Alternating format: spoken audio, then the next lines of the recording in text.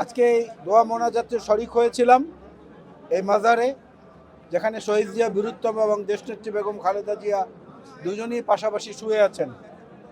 এখানে মনে হচ্ছে যেন গোটা বাংলাদেশের মানচিত্রটা শুয়ে আছে।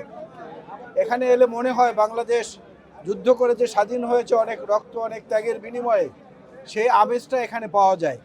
এখানে আসতে পারে আল্লাহর দরবারে প্রার্থনা করার মতো যে নরম এবং বিগলিত মনের প্রয়োজন হয়, সে মানসিকতাটাও স্বয়ংক্রিয়ভাবে চলে আসে।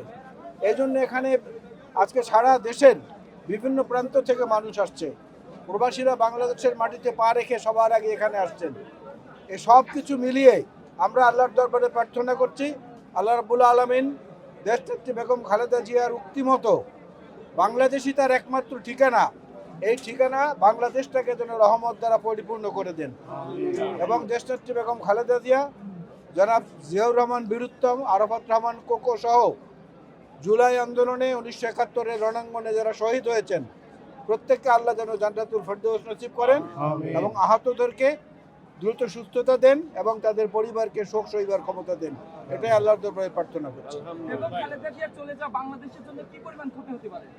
বাংলাদেশের জন্য যা ক্ষতি হওয়ার তো ইতিমধ্যে হয়ে গেছে, কিন্তু সেই ক্ষতির সিঁড়ির উপরে দাঁড়িয়ে আবার যে একটা নতুন জিনিস আমরা দেখলাম, যেটা বাংলাদেশের জন্য অত্যন্ত গর্বের। চিরবৈরী দুটি দেশ পাকিস্তান এবং ভারত, এই দুই দেশের দুইজন উচ্চ পর্যায়ের প্রতিনিধি, তারা কিন্তু বেগম খালেদা জিয়ার দাফনের দিন বাংলাদেশ জাতীয় সংসদে বসে হাত মিলিয়েছে। এটা একটা অত্যন্ত তাৎপর্যপূর্ণ বিষয় বলে আমরা মনে করি। সুতরাং বাংলাদেশের সার্বভৌমত্বের প্রতি সবার যে শ্রদ্ধা আছে, প্রতিবেশী যারা যেখানে যে অবস্থানে আছে, এটা দিয়ে তাই প্রমাণ হয়েছে। সুতরাং এখানে শূন্যতার প্রশ্ন আসে না।